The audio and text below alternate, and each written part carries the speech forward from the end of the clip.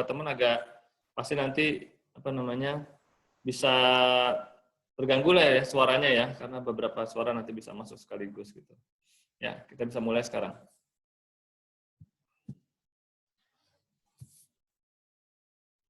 Kemarin jenis pembayaran sudah dibahas sebelumnya ya. Kan ada beberapa pembayaran. Pertama, pembayaran yang lebih bisa tunai, kedua yang pembayaran via berkala gitu. Untuk yang tunai itu ya yang seperti kita lakukan untuk impor biasa ya. Jadi pembayarannya impornya transfer data seperti biasa, nanti ada penelitian larangan pembatasan, nanti ada penelitian hutang dokumen dan hutang hutang hutang pungutan negara sebelumnya yang belum dibayar. Kalau misalnya nggak ada ya nanti langsung diproses billing. Kalau udah keluar billing, baru nanti proses pembayaran ke bank devisa persepsi atau ke bank pos persepsi. Gitu. Nah, untuk beberapa importir yang mendapatkan fasilitas mitra kepabeanan dan authorized economic operator atau AEO, itu bisa mendapatkan fasilitas untuk pembayaran secara berkala. Gitu.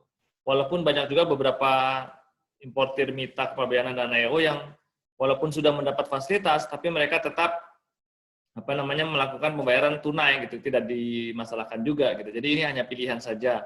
Mereka punya fasilitas berkala, kalau mau dipakai silakan, tapi tidak mau dipakai juga tidak masalah gitu. Nah, itu jenis pembayarannya. Kemudian tempat penyetoran. Kalau misalnya Bapak Ibu pernah melakukan kegiatan traveling ke luar negeri, baik itu sekolah, pendidikan, mungkin atau liburan, biasanya nanti kalau misalnya Bapak Ibu membawa barang-barang yang barang bawaan yang di luar batas pembebasan untuk barang penumpang, biasanya Bapak Ibu akan diminta oleh teman-teman bea cukai untuk melakukan proses pembayaran bea masuk dan pajak. Nah, untuk barang-barang penumpang, awak sana pengangkut, juga saudara-saudara kita di pelintas batas di daerah perbatasan antara Indonesia dan luar negeri yang berbatasannya menggunakan darat, biasanya akan dilakukan pembayaran di tempat diperiksanya penumpang, awak sana pengangkut atau pelintas batas tersebut. Jadi misalnya Bapak Ibu baru tiba di Bandara Soekarno-Hatta, terus ternyata ada barang-barang yang harus dibayar bea masuk dan pajaknya, maka Bapak Ibu biasanya akan diminta untuk melakukan pembayaran di lokasi tersebut. Biasanya di tugas bea cukai nanti ada tempat pembayaran seperti contohnya kayak ada banknya mungkin, atau misalnya tidak ada, biasanya di pos bea cukai tersebut biasanya ada semacam alat mesin gitu, edisi untuk kartu debit atau kartu kredit untuk para penumpang bisa melakukan pembayaran secara cepat di situ. Nah, untuk selain penumpang, awak sana pengangkut dan pelintas batas, berarti importir biasa yang mengimpor barang melalui kargo ya di laut, bandara gitu ya. Maka mereka akan melakukan pembayaran melalui bank atau pos persepsi. Yang dimaksud dengan bank atau pos persepsi adalah bank atau kantor pos yang bisa menerima proses pembayaran bea masuk dan pajak gitu. Nah, pada saat ini importir tidak lagi harus secara manual melakukan pembayaran di loket, di bank atau di kantor pos persepsi. Importir bisa langsung melakukan proses pembayaran melalui sistem elektronik bank atau e-banking, atau bisa juga melalui ATM, atau bisa juga melalui proses banking lainnya ya, yang tidak harus datang ke tempat penyetoran di kantor suatu bank gitu. Jadi sekarang sudah lebih fleksibel dan lebih cepat.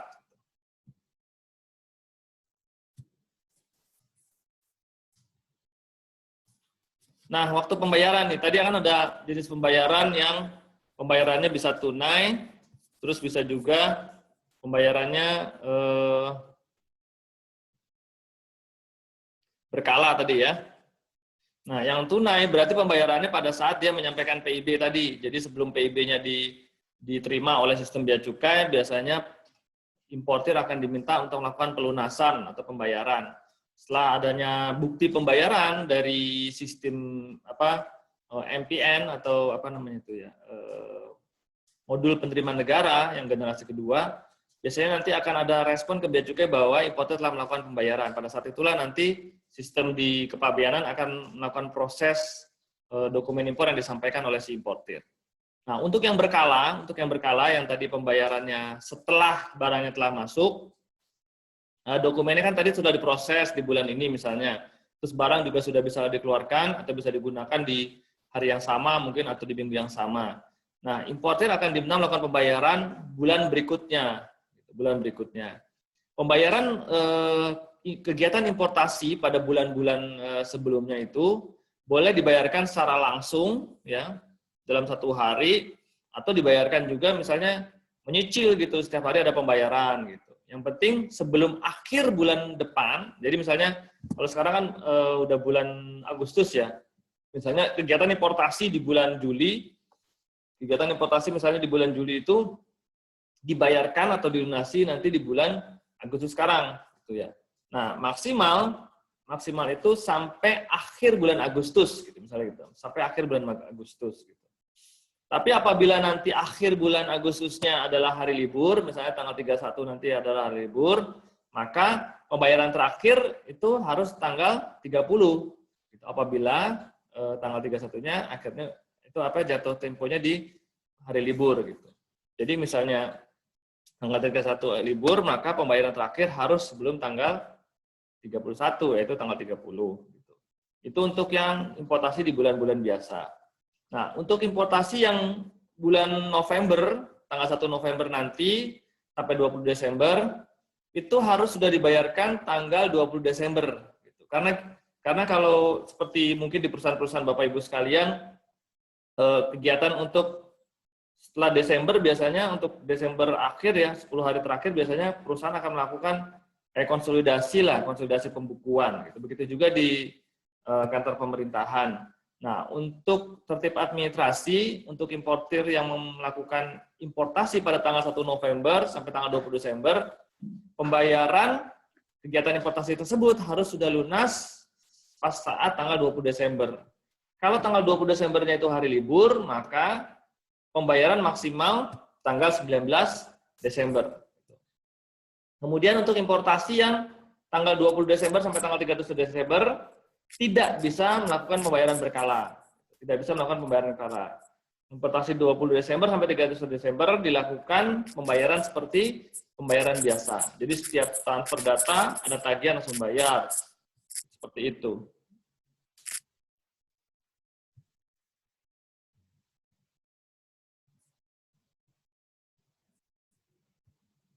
Oke. Ada pertanyaan dulu, Bapak Ibu, sebelum saya lanjutkan? Silakan. Mungkin ada pertanyaan sebelum saya lanjutkan? Untuk yang waktu pembayaran? Kalau nggak ada, saya lanjutkan ya. Nah, ini sistem pembayaran di modul pembayaran nasional, modul penerimaan negara yang generasi 2, gitu ya. Jadi kalau misalnya tadi importir mengajukan ini. Pak Kur. Yes, monggo, silakan, ada yang mau nanya dulu. Balik lagi ke yang tadi pembayaran. Nah, itu kan kalau pembayaran berkala itu apakah hanya untuk import saja, sedangkan kalau import kawasan tiket kan semua biayanya ditangguhkan. Apakah untuk BC25 itu juga termasuk boleh berkala, Pak Kur? Kalau di peraturannya belum bisa, Bu, di peraturannya. BC25 dilakukan pembayarannya pada saat pengeluaran barang. Walaupun dulu pernah ada usulan ya, pernah ada ide atau wacana, bisa nggak ya teman-teman kawasan berikat melakukan pembayaran berkala, gitu. Jadi bikin BC25-nya sekarang, gitu ya, barangnya keluar dulu, nanti bulan depan baru lunasi gitu kan ya maksudnya ya? Ya, tapi saat ini peraturannya belum bisa, Bu. Iya, untuk baru teman-teman minta kepabeanan sama AEO saja. Ini hanya importnya saja ya? Iya, betul. Kenapa?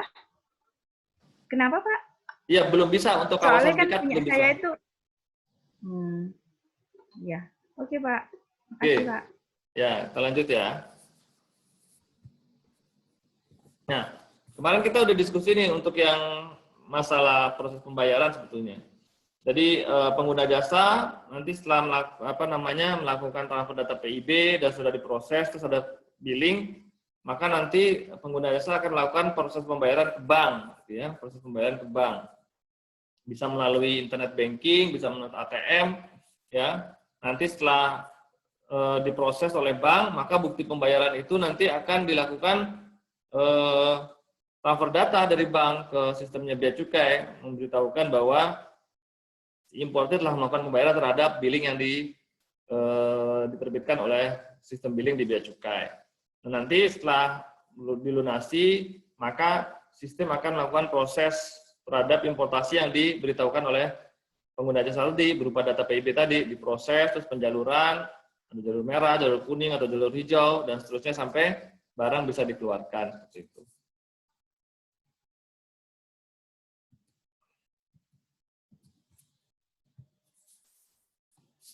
Sorry ya. Nah, kita sekarang udah mulai masuk ke proses perhitungan ya. Nah, untuk waktu itu sebelumnya sudah saya ceritakan ya, untuk menghitung biaya masuk, Bapak Ibu harus mengetahui berapa sih nilai barang yang akan dilakukan kegiatan importasinya gitu. Nah, untuk undang-undang di istilah kepabeanan, nilai untuk menghitung biaya masuk dan pajak itu adalah nilai pabean. Gitu. Jadi nilai pabean itu sebetulnya kalau bahasa umumnya adalah harga barang, gitu, bahasa umumnya seperti itu. Tapi kalau di kegiatan perundang-undangan kepabeanan, penyebutannya adalah nilai pabean. Nah, harus dibedakan Bapak Ibu pengertiannya dari nilai transaksi yang Bapak Ibu lakukan terhadap pembelian suatu barang itu dengan nilai pabean. Jadi nilai transaksi itu tidak pasti jadi nilai pabean. Tidak selalu ya, tidak selalu. Jadi bisa saja nilai transaksinya dipakai sebagai nilai pabean, tapi tidak semua nilai transaksi digunakan sebagai nilai pabean. Karena di nilai pabean itu yang digunakan misalnya kalau Kepabeanan Indonesia di dalam peraturannya yaitu menetapkan bahwa nilai pabean untuk perhitungan biaya masuk berdasarkan cost, insurance, dan freight atau transaksinya harus transaksi CIF.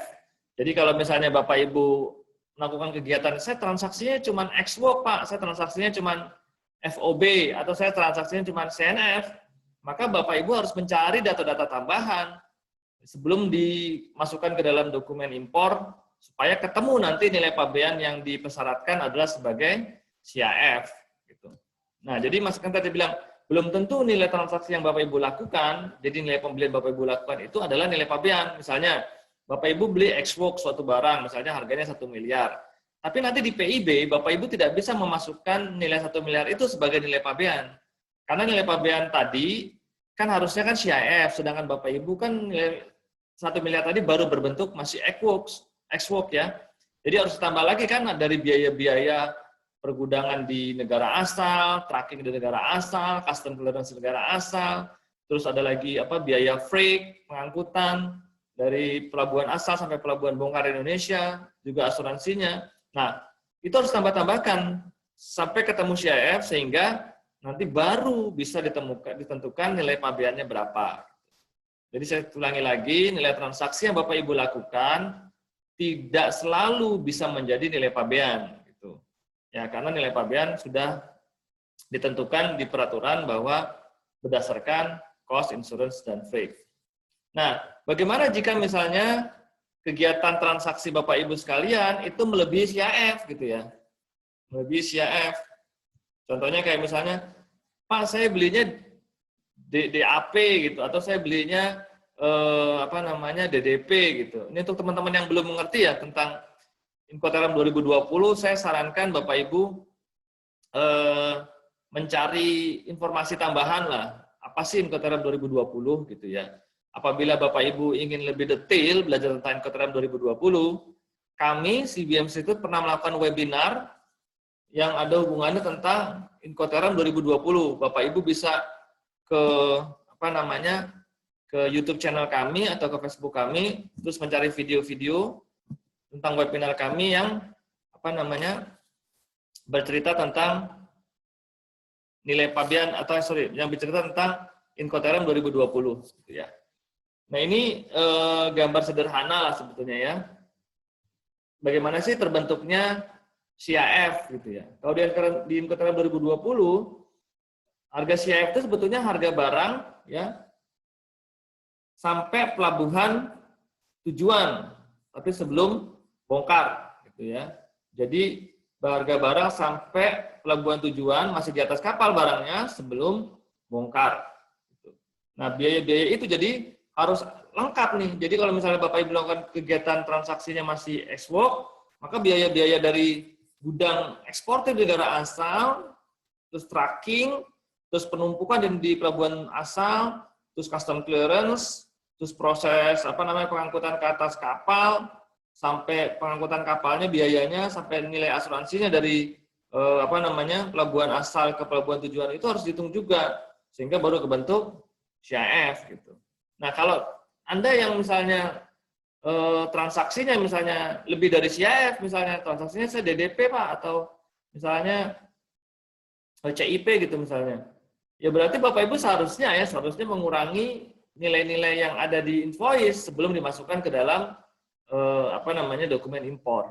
Tapi nanti ya kita bahas detail tentang nilai pabean, mungkin materi 2 minggu lagi, mungkin ya 3 minggu lagi kita akan diskusi tentang nilai pabean secara detail dengan nilai transaksi seperti apa, biaya-biaya apa yang harus dimasukkan, biaya BP apa yang harus dikeluarkan gitu. Sehingga Bapak Ibu melakukan kegiatan pembayarannya benar-benar bentuknya CIF dan benar-benar itu yang diminta oleh aturan gitu. Jadi tidak berlebihan bayarnya tapi juga tidak kurang. Nanti kalau kurang soalnya ada denda. Dendanya lumayan dari 100% sampai 1000% dari kekurangannya seperti itu. Ada pertanyaan sampai sini Bapak Ibu? Sebelum saya lanjut. Oke, kalau nggak ada kita lanjutkan. Nah, nilai pabean dalam CIF tadi akan dikalikan dalam dokumen PIB ya, di bagian bawah dokumen PIB. Nilai CIF tadi yang disebutkan di dalam nilai transaksi tadi, atau dalam invoice misalnya, nanti akan dikalikan dengan kurs pajak, atau kalau bahasa peraturan di kepabeanan namanya NDPBM, NDPBM atau nilai dasar perhitungan bea masuk, gitu ya. Jadi tadi ya nilai CIF dalam bentuk mata uang asing tadi nanti akan dikalikan dengan NDPBM, nilai dasar perhitungan bea masuk. Ya, kalau dalam hal ini yang dipakai adalah kursnya kurs USD atau US dollar.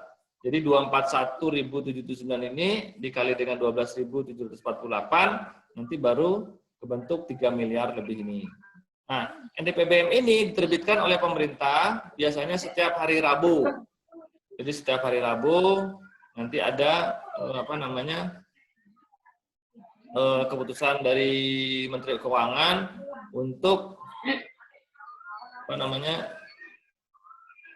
dari Menteri Keuangan terhadap mata uang asing yang digunakan untuk perhitungan bea masuk atau pajaknya gitu ya. Nah, dari 3 miliar ini nanti sistem akan melakukan perhitungan terhadap berapa bea masuk yang seharusnya dibayar gitu. Kalau kita lihat di sini bea masuknya 0, kok bisa 0? Ya mungkin tarifnya kebetulan memang lagi 0. Jadi kalau tarifnya 0, maka bea masuknya tidak ada yang dibayar. Tapi kalau tarifnya 5%, berarti tadi dari 3 miliar dikali 5% seperti itu. Nah, kita lanjutkan dulu. Tadi untuk peraturan, nilai pabean adalah nilai transaksi yang digunakan pada saat melakukan kegiatan impor gitu. Tapi hati-hati ya, nilai transaksi tidak semuanya bisa langsung digunakan sebagai nilai pabean, karena nilai pabean yang digunakan oleh pemerintah harus dalam berbentuk CIF. Jadi kalau Anda transaksinya belum CIF, maka Anda jangan langsung memasukkan itu sebagai nilai pabean. Pak Ahmad mau bertanya, silakan Pak Ahmad. Terima kasih. Ya Pak Ahmad, silakan. Pak menanyakan Ya. terkait penilaian nilai pabean tadi, kan ada menggunakan valuta asing ya. Ya. Memungkinkan tidak jika negara yang transaksi Aduh. mengakomodir rupiah menurut perspektif dari. Oh, Bapak transaksi pakai rupiah ya? Maaf Pak, nih internetnya kayaknya sepertinya kurang stabil. Nggak tahu di kurang stabilnya di saya apa di Bapak nih. Betul, Pak. Pertanyaannya kurang. Jika ada suatu negara yang mengakomodir,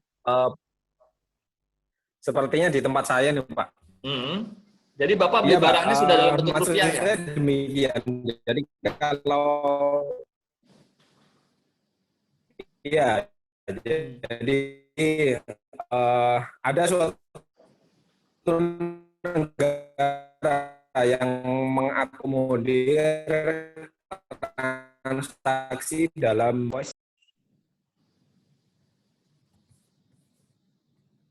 Sebetulnya tidak dilarang sih Pak. Kalau untuk apa namanya pembelian barang dalam bentuk rupiah gitu. Jadi nanti yang dimasukkan ya rupiah berarti satu ya angkanya ya pengalinya gitu. Karena kan Bapak sudah rupiah. Jadi sebetulnya gini, nilai pabean adalah nilai transaksi yang dilakukan pada saat kegiatan importasi kan gitu. Kalau nilai transaksi, jadi nilai pabean itu sebetulnya memang harusnya dalam bentuk rupiah kalau nilai pabean ya.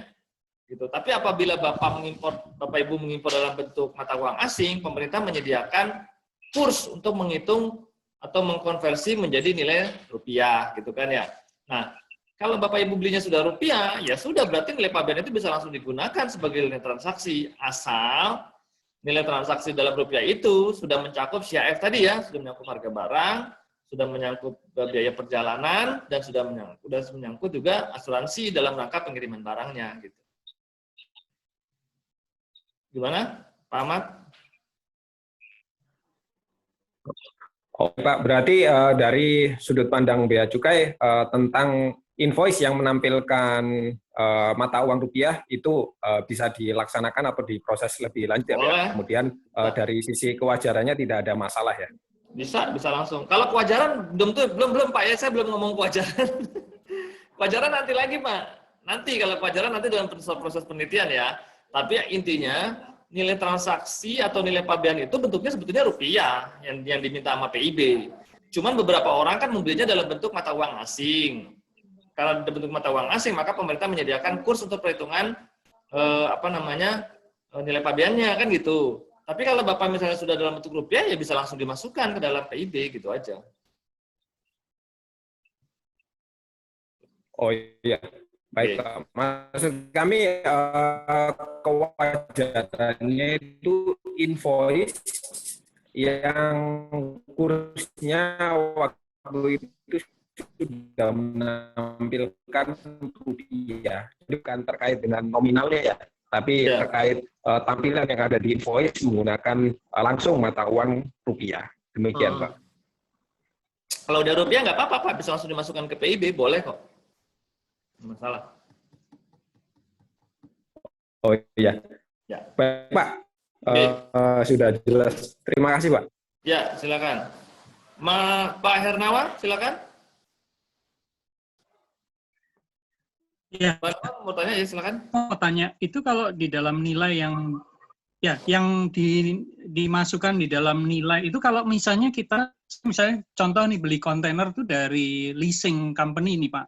Itu misalnya katakanlah leasingnya 5 tahun dan kita paymentnya kan setiap bulan nih selama 5 tahun. Itu penilaiannya apakah, karena kan di dalam nilai leasing itu sebenarnya sudah mengandung unsur interest. Apakah memang itu juga dianggap di flat gitu, jadi per bulan selama 5 tahun berarti kan 60 kali nilai cicilan setiap bulan itu yang masuk sebagai nilai ini atau hanya nilai awalnya barang ya Pak? Iya, nanti di materi nilai pabean ya Pak, kita belajar detail lagi.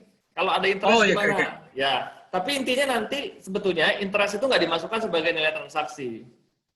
Jadi kalau Bapak nanti ada interest di dalam invoice, harusnya Bapak keluarin dulu. Baru sisanya itu yang dimasukkan ke dalam PIB gitu. Oh, oke. Ya, jadi interest tidak termasuk nilai pabean. Ya, interest tidak termasuk nilai pabean. Jadi harus dikeluarkan. Tapi nanti kita akan diskusi sendiri ya tentang nilai pabean detail nanti 2 hari Pak belajarnya. Ya. Baik Pak. Ya, terima kasih. Ya, silakan. Pak Jason silakan. Lagi Pak. Mau nanya doang tentang yang Pak Ahmad tadi yang CDR kan sebenarnya diperbolehkan, tapi actualnya ada nggak sih yang pakai IDR misalnya pas beli barang dari China atau Singapura atau Malaysia atau Jerman kemana gitu? Ada nggak yang pakai IDR? Kalau dari luar negeri, saya belum ini Pak. Biasanya yang dekat-dekat dia, kayak barang-barang misalnya dari Singapura tuh atau Malaysia, banyak juga yang menggunakan dalam bentuk rupiah ya. Tapi saya belum menemukan ada pengiriman barang dari China gitu, terus di invoice-nya tulisannya rupiah gitu. Saya belum menemukan. Tapi kalau menurut peraturan sih nggak masalah, boleh. Gitu. Terima kasih, Pak. Ya, ya. Ada lagi? Silakan. Kalau nggak ada, saya lanjut ya. Pak, kalau udah pakai rupiah berarti NDPDM di PayB dikosongin ya, Pak? Iya. Dalam bentuk rupiah, pilihnya rupiah nanti. Gitu. Jadi bisa langsung. Iya, jadi kursnya ya nggak ada ya. Pakai kursnya kurs rupiah kan bisa langsung. Oke, kita lanjut dulu ya. Ini materinya banyak nih ya. Nanti sambil jalan. Oke, kemudian